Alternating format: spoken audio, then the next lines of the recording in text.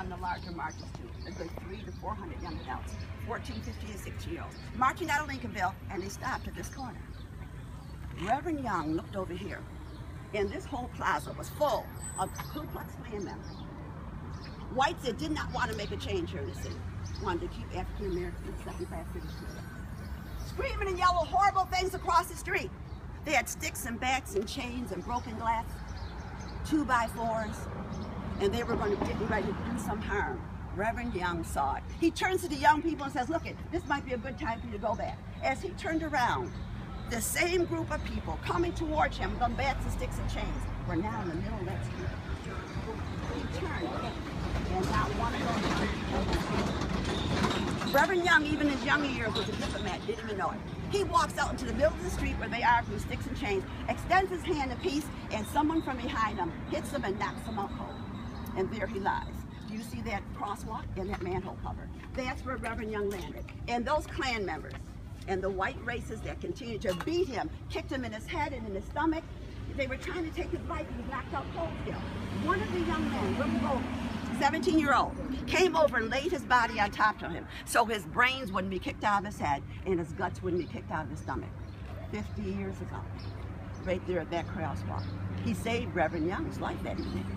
When Reverend Young came to, he dusted himself off, picked up his sign, and continued that march. When it was over, Reverend Young had been beaten on all four corners of this plaza. To this day, we love our Andrew Young. He thinks he lives in Atlanta, but he's here more than home, I think. So often you can see him walking around the streets. Whenever you see a big crowd, and you look inside the crowd, Reverend Young is in town. The love that we have for him is so such a thank you as the city did this.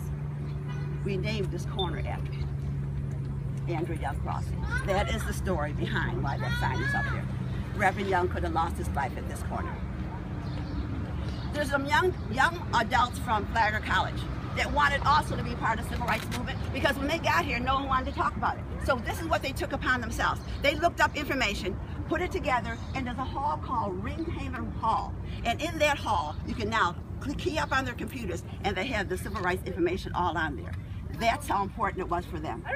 As they pulled it up, there was a young man named Jeremy Marquise. Jeremy wanted to do something special for Reverend Young. So he asked the mayor, Mayor Boyles, he asked some of his professors at school, can we go to Atlanta? Because I want to do this special for Reverend Young. So they went to Atlanta. They asked Reverend Young to take off his shoes. They put black ink on the bottom of his shoes, had him walk on a white sheet. Once he had his footprints on that white sheet, they poured bronze inside of those footprints. Those bronze became hard.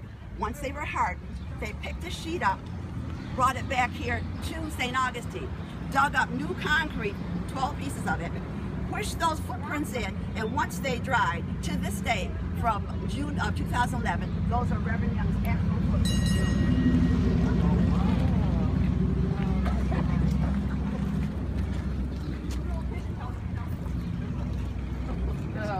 It's his actual footprint. Oh, yeah.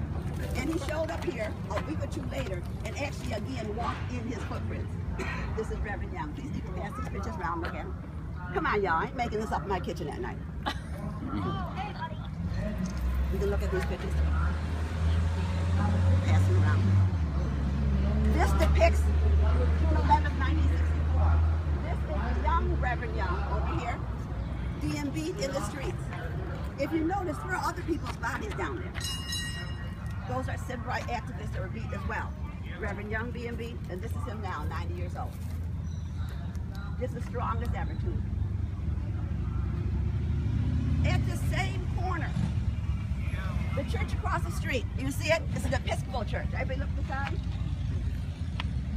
Trinity Episcopal Church. That's much history for the civil rights era here. In the 20 years I've been telling this story off and on, many people want to believe and say to others that